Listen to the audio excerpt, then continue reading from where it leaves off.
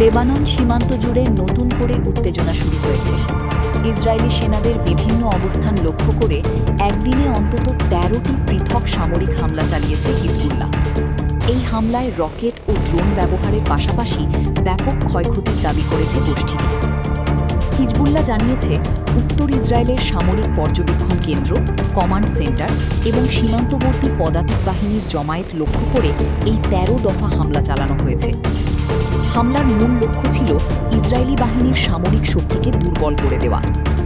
অভিযানে হিজবুল্লাহ তাদের প্রচলিত কাতিউষা রকেট, বিস্ফোরক বোঝাই অ্যাটাক ড্রোন এবং সাঁজোয়া যান ধ্বংস করতে সক্ষম গাইডেড মিসাইল ব্যবহার করেছে।